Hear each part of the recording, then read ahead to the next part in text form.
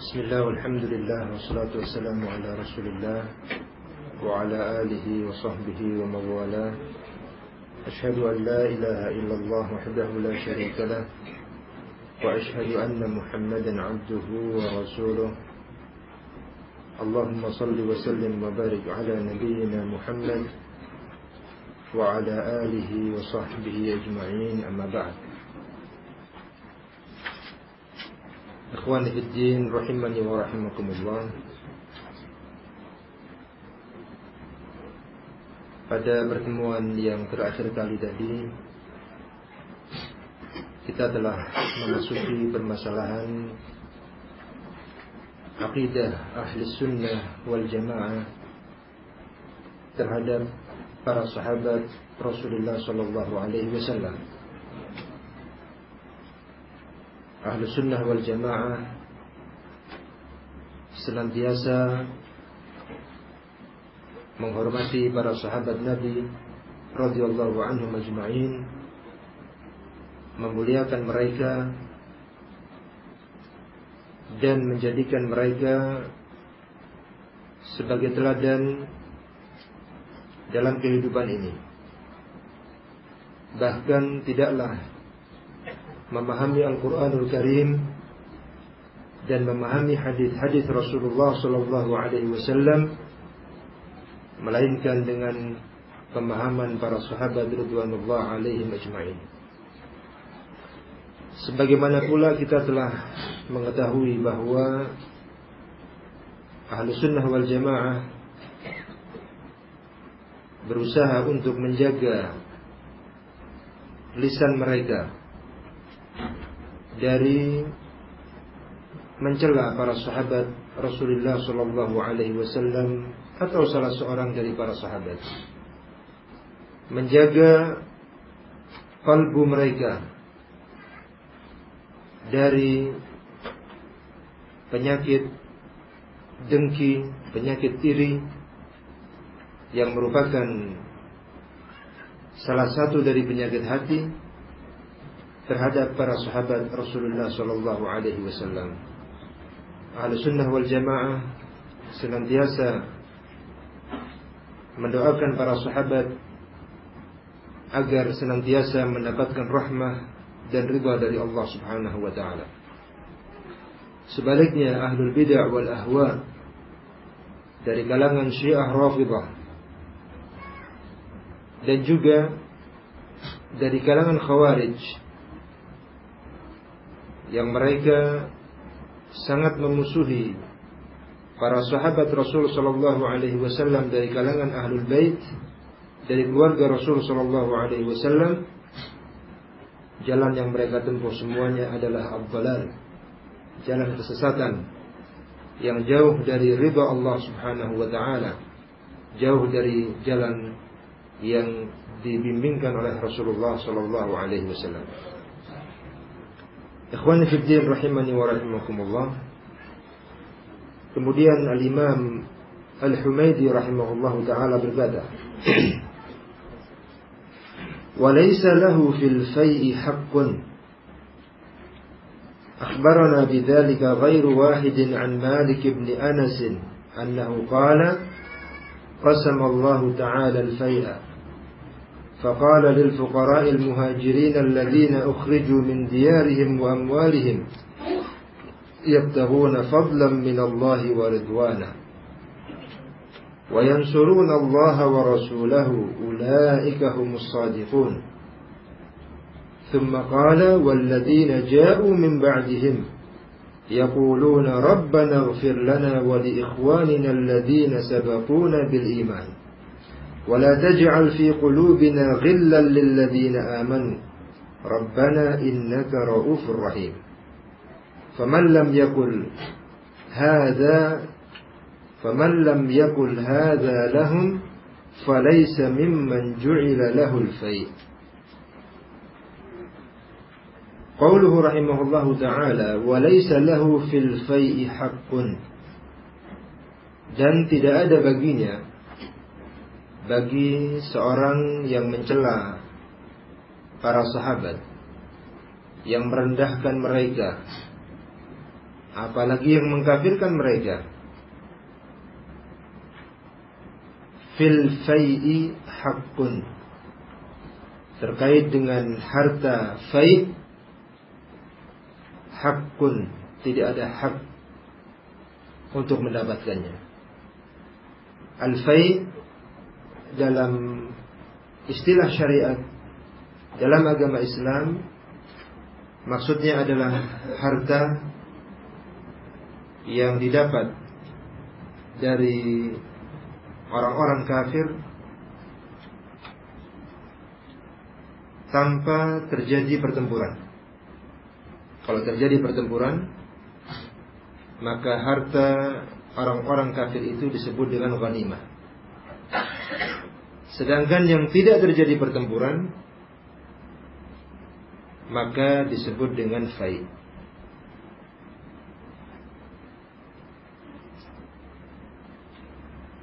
Fai' merupakan harta yang dikembalikan kepada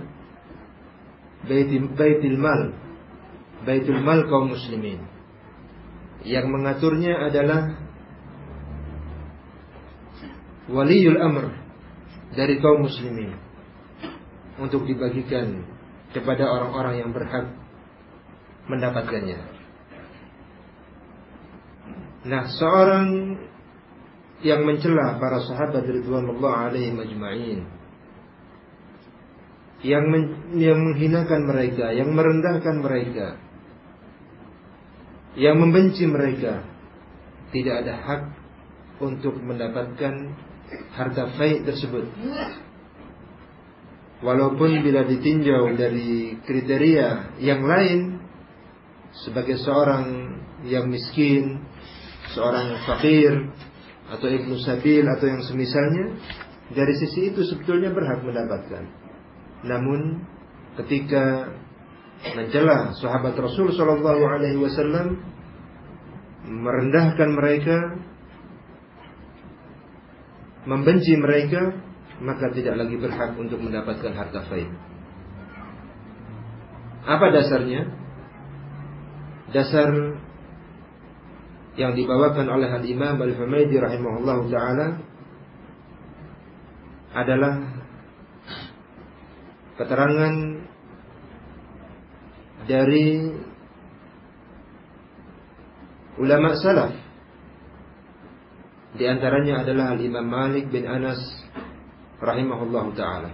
Beliau berkata, akhbarana bidzalika, telah menghabarkan kepada kami tentang hal itu, bahwa orang yang mencela sahabat tidak dapat fai'. Orang yang menghina sahabat tidak berhak mendapatkan harta fai'. Yang memberitakan tentang hal ini ghairu wahidin, banyak orang, tidak hanya satu orang, an Malik bin Anas, dari Al-Imam Malik bin Anas. Al-Imam Malik bin Anas berfatwa dengan fatwa yang seperti ini. Al-Imam Malik bin Anas Al-Asbahi rahimahullahu ta'ala, beliau adalah Imam Darul Hijrah, Imam kota Madinah di masanya, Sahibul Muwatta, Al-Imam Al-Mubajjal, Imam yang mulia, guru daripada Al-Imam Asy-Syafi'i Muhammad bin Idris rahimahullahu ta'ala. Dan Al-Imam Asy-Syafi'i rahimahullahu ta'ala sangat memuliakan Al-Imam Malik rahimahullah. Beliau belajar dari Al-Imam Malik rahimahullahu ta'ala, dan beliau mengisahkan, Al-Imam Asy-Syafi'i mengisahkan ketika membaca Al-Muwatta di hadapan Al-Imam Malik rahimahullah untuk mendapatkan ilmu dan riwayat dari Al-Imam Malik rahimahullah, beliau membuka kitab Al-Muwatta dengan perlahan karena melihat haibah, wibawa dari Al-Imam Malik rahimahullahu ta'ala pada jiwa Al-Imam Asy-Syafi'i rahimahullahu ta'ala. Maka Al-Imam Malik rahimahullahu ta'ala adalah Imam Ahlul Madinah dan Imam kaum muslimin. Al-Imam Malik berkata, annahu qala, bahwa beliau, yakni Al-Imam Malik rahimahullah berkata, qasamallahu ta'ala al-fai'a, Allah subhanahu wa ta'ala membagi al-fai', menentukan pembagian harta al-fai' di dalam Al-Qur'anul Karim. Faqala, maka Allah berfirman di dalam Al-Qur'anul Karim, lil fuqara'il muhajirin alladzina ukhriju min diyarihim wa amwalihim, untuk orang-orang fakir dari kalangan muhajirin, alladzina ukhriju min diyarihim wa amwalihim, yang mereka itu ukhriju, diusir, min diyarihim, dari kampung-kampung mereka, wa amwalihim, dan juga diusir dari harta-harta mereka. Kaum muhajirin dari para sahabat Rasul sallallahu alaihi wasallam, mereka terkhusus dari kalangan orang-orang Quraisy, pemuka-pemuka Quraisy yang ada di Makkah, orang-orang yang kaya. Mereka ketika di Makkah sebagai pedagang-pedagang yang sukses.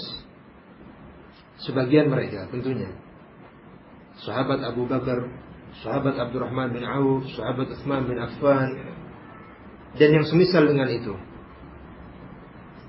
mempunyai banyak harta di Makkah. Namun mereka ketika mempertahankan Islam, akhirnya diusir dari kampung halamannya, dari Makkah. Dan harta yang mereka punya semuanya ditinggal di Makkah. Dalam rangka apa? Yabtaghuna fadlan minallahi wa ridwana. Dalam rangka untuk meraih fadl minallah, keutamaan dan kemuliaan dari Allah Subhanahu wa taala, wa ridwana, dan dalam rangka untuk mendapatkan ridha dari Allah Subhanahu wa taala. Manakala Allah perintahkan mereka untuk berhijrah dari negeri Makkah yang ketika itu biladul kufur, maka segera mereka tinggalkan kota suci, mereka tinggalkan kota Makkah yang ketika itu darul kufur, untuk berangkat menuju kota Madinah yang merupakan darul hijrah, tempat hijrahnya Rasulullah sallallahu alaihi wasallam. Semua itu mereka lakukan semata-mata untuk mengharap keutamaan dan ridha dari Allah Subhanahu wa taala. Wa yansurunallaha wa rasulah. Dan hijrahnya mereka dalam rangka untuk membela agama Allah Subhanahu wa taala dan membela Rasulnya, Rasulullah Muhammad sallallahu alaihi wasallam. Ulaika humus shadiqun. Mereka itu semuanya adalah orang-orang yang shadiqun, orang-orang yang jujur dalam keimanannya, orang-orang yang bersungguh-sungguh di dalam mempelajari Islam, di dalam mengamalkan Islam, di dalam membela Islam, di dalam membela Rasulullah sallallahu alaihi wasallam. Itulah orang-orang muhajirin. Thumma qala, kemudian Allah Subhanahu wa taala melanjutkan, walladzina ja'u min ba'dihim, dan orang-orang yang datang setelah mereka, yaquluna, senantiasa berkata atau berdoa, Rabbana ighfir lana, ya Allah ampunilah dosa-dosa kami, wa li ikhwanina alladzina sabaquna bil iman, dan ampunilah pula dosa-dosa saudara-saudara kami yang terlebih dahulu di dalam keimanan. Wala taj'al fi qulubina ghillan lil ladzina amanu, dan janganlah engkau jadikan pada hati-hati kami ini rasa benci terhadap orang-orang yang beriman. Rabbana innaka ra'ufur rahim, wahai Rabb kami, sesungguhnya engkau adalah Zat yang maha belas kasihan. Kemudian Al-Imam Malik rahimahullah berkata, faman lam yaqul hadza lahum falaysa mimman ju'ila lahul fai. Maka barang siapa yang tidak mengatakan ini untuk para sahabat,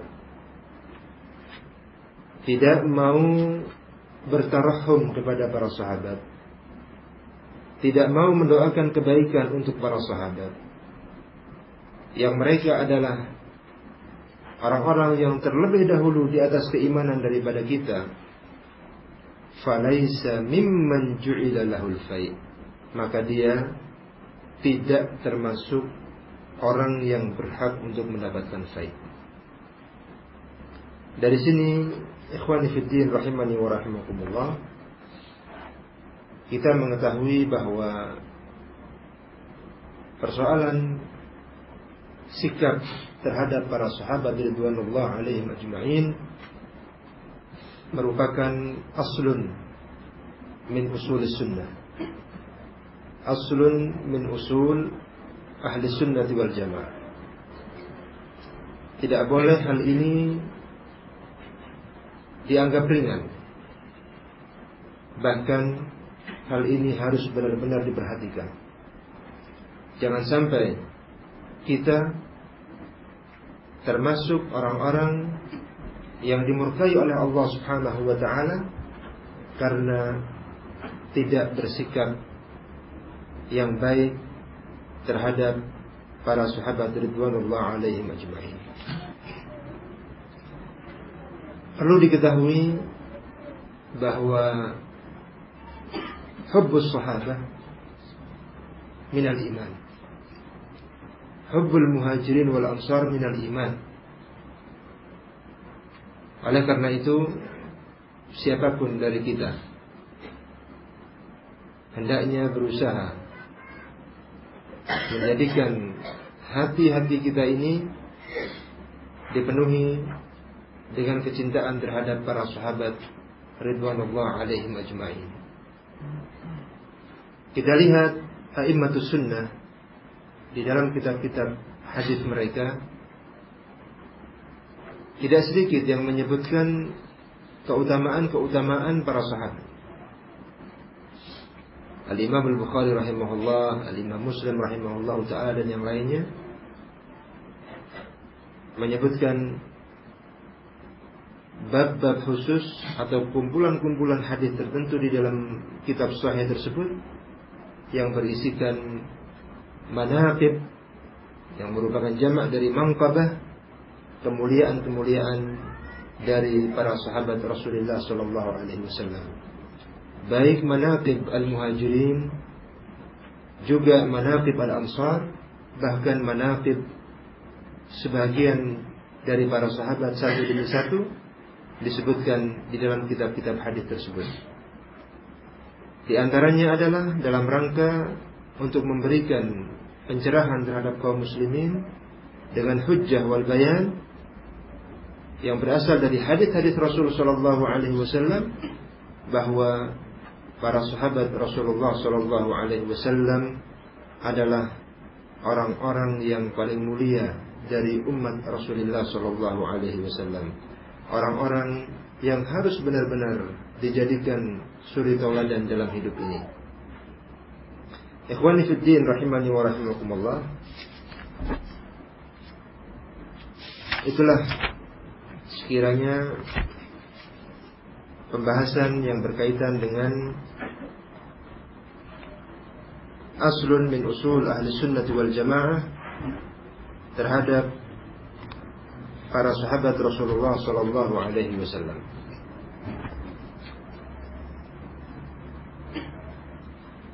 Sebelum kita masuk kepada pembahasan yang lain, maka di sini ada pertanyaan yang masih ada hubungannya dengan persoalan yang sedang kita bahas. Pertanyaannya adalah, bolehkah Ustaz jelaskan tentang khalifah atau imam kaum muslimin yang dikatakan oleh Rafidhah sebanyak 12 orang jumlahnya? Baik. Khalifah atau imam yang berjumlah 12 ini hakikatnya adalah imam dari kalangan Syiah, Rafidhah, Al-Ithna Asyariyah. Mereka disebut dengan kelompok Syiah Ithna Asyariyah karena meyakini adanya 12 imam, 12 khalifah atau 12 pemimpin, 12 imam yang menurut pandangan mereka semuanya adalah maksum. Al-Khumaini dalam salah satu kitabnya mengatakan bahwa a'immatuna Syiah Rafidhah Ithna Asyariyah ini, imam-imam kami adalah orang-orang yang mempunyai kedudukan yang sangat tinggi di sisi Allah Subhanahu wa taala. Kedudukan yang tinggi ini tidak bisa dicapai oleh malakun muqarrab wala nabiyyun mursal.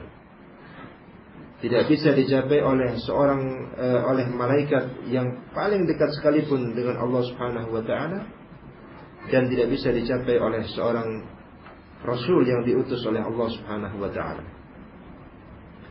Ini keyakinan Syiah Ithna Asyariyah yang salah satu tokohnya di abad ini adalah Al-Khumaini. Mengangkat setinggi-tingginya orang-orang yang mereka yakini sebagai imam dan merendahkan rasul-rasul utusan Allah Subhanahu wa taala. Dan tentu apa yang diucapkan adalah kufur kepada Allah Subhanahu wa taala. Kufur terhadap para rasul Allah Subhanahu wa taala, termasuk Rasulullah Muhammad sallallahu alaihi wasallam. Beliau adalah afdalul anbiya'i wal mursalin. Beliau adalah afdalul bashar. Sedangkan selainnya adalah di bawah Rasulullah sallallahu alaihi wasallam. Perlu diingat bahwa orang-orang Syiah di dalam menentukan imam mereka yang berjumlah 12, ada unsur asabiyah yang ada pada mereka. Dari sisi mana unsur asabiyah itu? Dari sisi mereka berupaya untuk menjadikan imam yang 12 ini adalah dari keturunan Husain bin Ali radhiyallahu anhuma.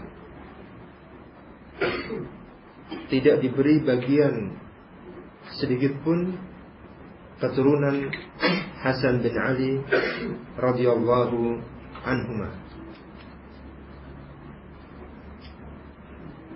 Dari sisi mana asabiyahnya? Dari sisi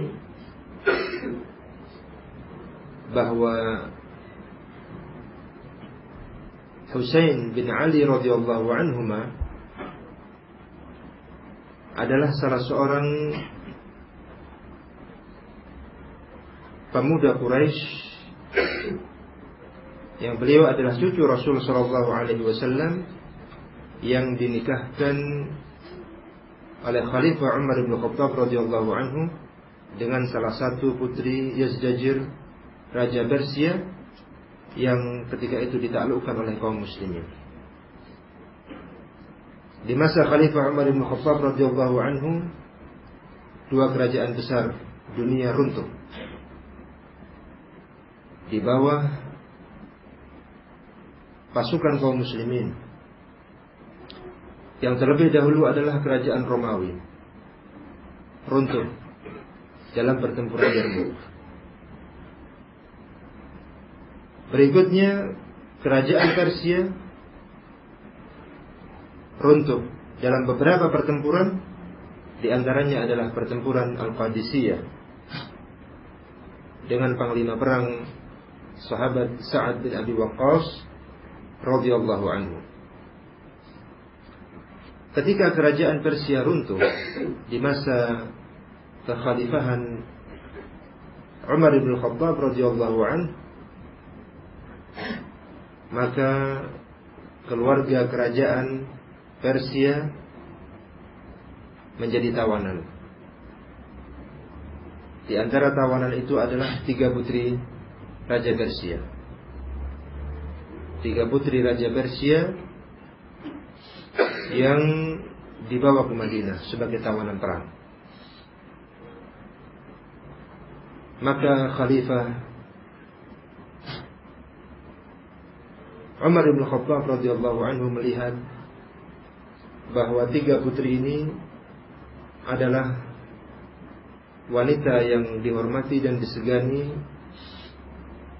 di tengah-tengah kaum Persia.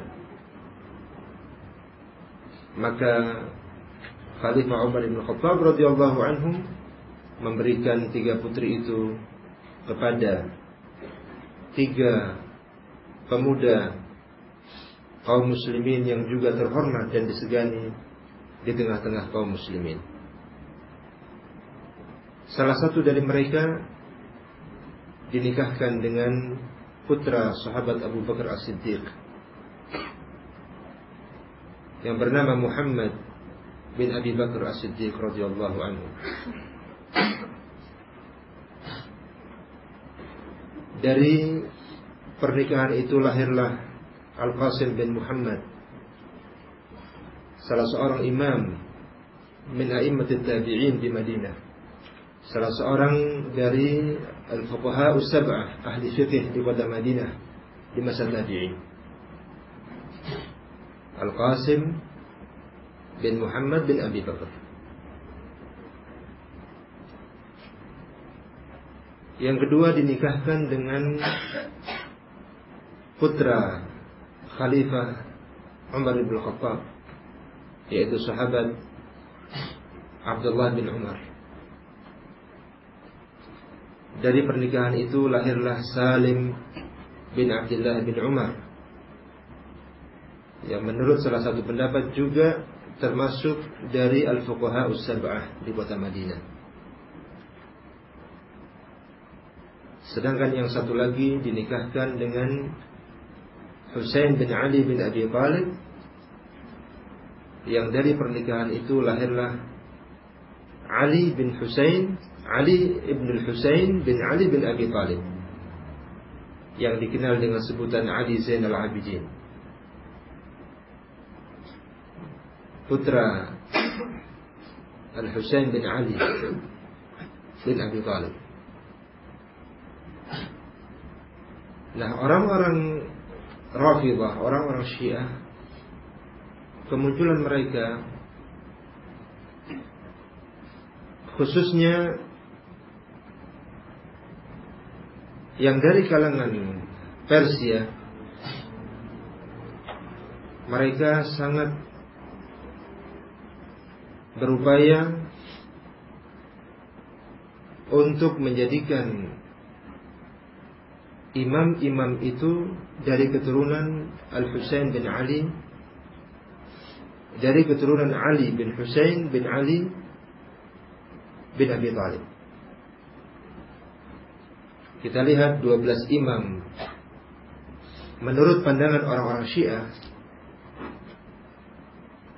semuanya terhitung dari Ali bin Abi Thalib, kemudian Al-Hasan bin Ali, kemudian Husain bin Ali. Nah, setelah Husain ke bawah, menurut pandangan orang Syiah hingga 12 imam tersebut semuanya adalah dari keturunan Al-Husain bin Ali bin Abi Thalib.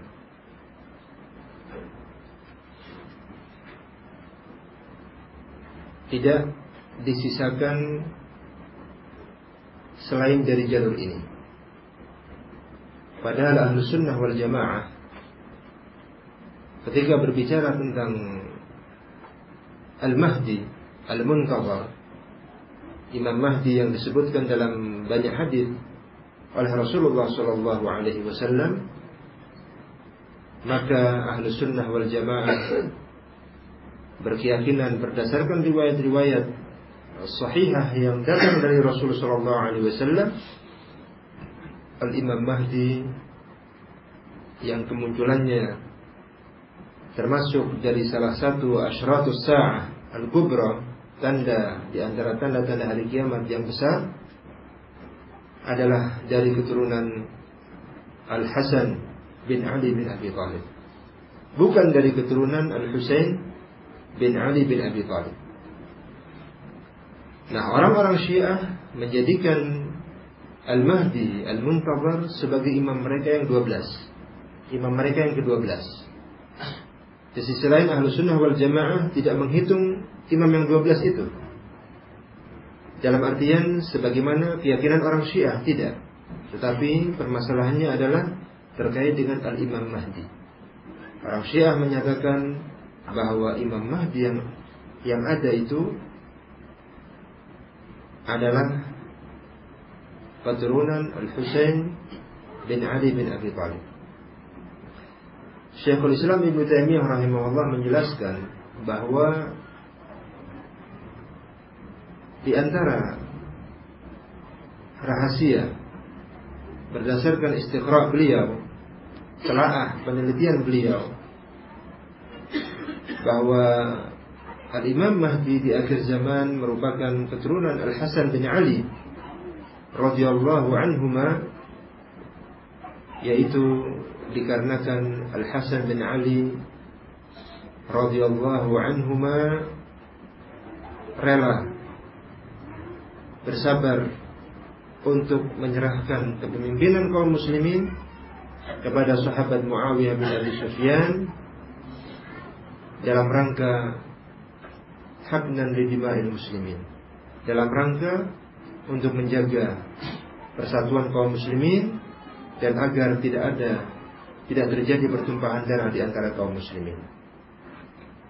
Posisi beliau Al-Hasan bin Ali sebagai khalifah setelah ayahnya Ali bin Abi Thalib baru beberapa bulan melihat pertempuran-pertempuran yang terjadi, maka beliau rela untuk turun dari khalifah dan menyerahkan kepemimpinan kaum muslimin untuk Muawiyah bin Abi Sufyan radhiyallahu anhuma. Sehingga tahun itu kemudian disebutlah dengan Amul Jamaah, tahun persatuan kaum muslimin, berada di atas satu pemimpin, tidak lagi terjadi pertempuran sebagaimana terjadi pada beberapa waktu sebelumnya. Rasul sallallahu alaihi wasallam menyatakan, inna ibni hadza sayyid wa sayuslihu fi'ataini 'azimataini minal muslimin. Rasulullah sallallahu alaihi wasallam berkata tentang Al-Hasan bin Ali, sesungguhnya anakku ini, beliau sebut anak, maksudnya adalah cucu, dan boleh seorang cucu juga disebut dengan anak, sebagaimana yang dilakukan oleh Rasulullah sallallahu alaihi wasallam terhadap cucunya Al-Hasan bin Ali. Sesungguhnya cucuku ini adalah sayyid, seorang pemimpin, seorang pemuka umat, dan dia akan mendamaikan dua pasukan besar dari kaum muslimin. Dia akan mendamaikan dua pasukan besar, fi'ataini 'azimataini minal muslimin. Subhanallah, apa yang diberitakan oleh beliau sallallahu alaihi wasallam terjadi. Dan ini merupakan alamah min alamatin nubuwah, tanda di antara tanda-tanda kenabian beliau sallallahu alaihi wasallam. Ikhwani fi din rahimani wa rahimakumullah. Fa'ala kulli hal, bahwa orang-orang Syiah Rafidhah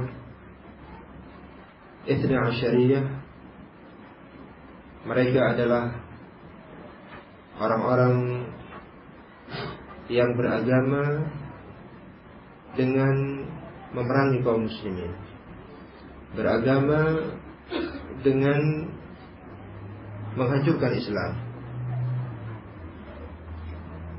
dari semua sisinya, menghancurkan Islam.